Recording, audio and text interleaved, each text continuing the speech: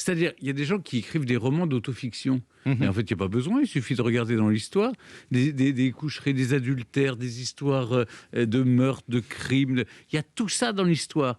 Et il y a surtout des passions humaines qui sont intemporelles. La recherche de l'amour, du pouvoir ou de l'argent. C'est les trois constantes dans la nature humaine. Et en fait, quelles que soient les époques, vous avez des histoires insensées, mais absolument insensées. Et donc, là, par exemple, l'histoire de Marie de Bourgogne, de Charles le Téméraire. Enfin, j'essaye chaque année de trouver 25 personnages dans Secret d'Histoire qui me permettent comme ça de raconter en transversal des passions humaines. Mais c'est beaucoup plus torride parfois. L'histoire de Madame de Montespan, oui, par c'est quand exemple. même horrible. Ah, oui. Cette femme, l'histoire des poisons. Alors d'abord, elle a eu 9 enfants. Oui, avec le roi. Avec le roi. Et à 51 ans, ça faisait une décennie qu'il ne s'occupait plus trop d'elle. Oui. Elle est partie dans un couvent. Elle est restée 15 ans dans un couvent. Oui.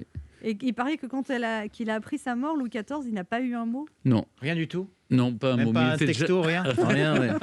C'est quand même incroyable. Non, mais il n'était pas hyper mytho. Et en plus, vous savez qu'il l'avait trompé déjà avec celle qui était censée s'occuper des enfants, parce que la Montespan, elle n'avait pas beaucoup l'instinct maternel. Elle a fait 9 ans avec le roi, mais elle s'y intéressait pas beaucoup. Non. Et donc, c'est Madame la veuve Scarron, qui est devenue Madame de Maintenon, qui s'est occupée des enfants. D'ailleurs, les enfants croyaient que leur vraie mère, c'était Madame de Maintenon. Mais vous avez fait une recherche sur vos vies antérieures, Stéphane Bern? Non, j'adorerais faire ça un jour. Parce que je suis sûre que vous avez été quelque part, mais si ça se trouve, vous n'étiez pas du tout à la cour. Si ça se trouve, vous étiez un paysan. C'est pour ça que vous voulez vous... Non, pas du tout. C'est drôle ce que vous disiez, que vous disiez ça, parce que c'est vrai, les gens qui rêvent de Versailles, ils s'imaginent toujours à la cour, en petit marquis poudré. Mais moi, mes ancêtres, je sais très bien, ils mangeaient les légumes par la racine. Si vous voulez, ils vivaient... Et les steaks par le gras, apparemment. Oui, ils vivaient dans des plaines arides épouvantables. J'aurais jamais été reçu à la cour. Mais vu mon état, vu ma naissance, mais jamais on m'aurait reçu, moi, à la cour du Roi Soleil. Mais c'est quand même drôle, cette fascination que vous avez. Non, c'est pas une fascination. Je trouve intéressant d'être dans les lieux où l'histoire s'est écrite. J'adore l'histoire parce que ça me raconte des histoires toutes très différentes. Alors, dans votre livre, on apprend des choses que François d'Assise, par exemple, je ne savais pas, avait une vie dissolue avant de plonger dans les ordres. Il faut beaucoup pêcher avant qu'il vous soit pardonné, Anne. Bon, alors moi, je pêche très peu. Je pêche et je... Mais on vous pardonne quand même. Hein. Parce que vous rejetez. Quand vous pêchez, vous rejetez le poisson. C'est ça. Oui, c'est ça, parce qu'elle en lance des cannes. Oui, je ne me laisse pas me sonner comme ça. Maintenant, je me désamsonne assez vite.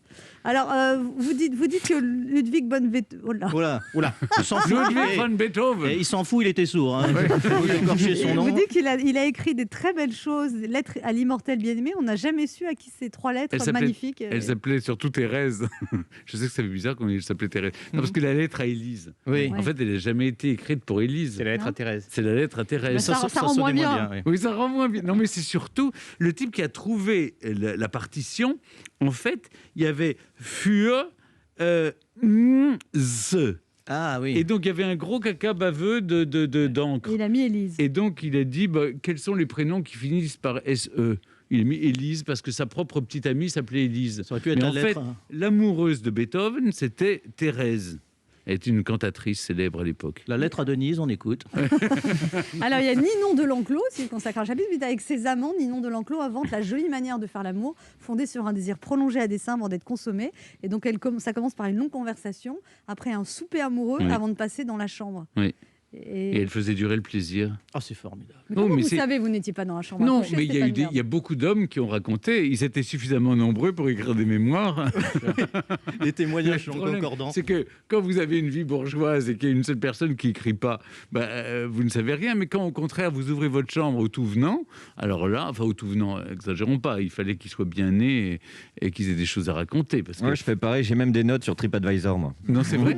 Et elles vous mettent combien? Je suis à 4,8 de moyenne en général. Sur 100, ça fait pas beaucoup. Les plats arrivent un peu froids. Lully, vous parlez de Lully, et vous dites que le roi, à 48 ans, avait une fistule anale, et que Lully a fait une musique pour célébrer quand il a été guéri, et que c'est devenu God Save the Queen. Oui, absolument. Non, mais ça, vous avez inventé. Non, je vous assure, c'est une histoire qui a vraiment du fondement. Oh, je ris. En tout cas, c'est entré dans les annales historiques. Et c'est vrai que il a composé une musique qui est celle du God Save the Queen, mais elle est God Save the King, God Save the Queen. Grand Dieu sauve le roi, grand Dieu venge le roi, Louis glorieux, toujours victorieux. Et donc c'est Madame de Maintenon qui a organisé pour que les demoiselles de Saint-Cyr, devenues les demoiselles de la Légion d'honneur aujourd'hui, eh bien chantent cela lorsque le roi allait arriver à Saint-Cyr pour sa convalescence, pour lorsqu'il allait mieux.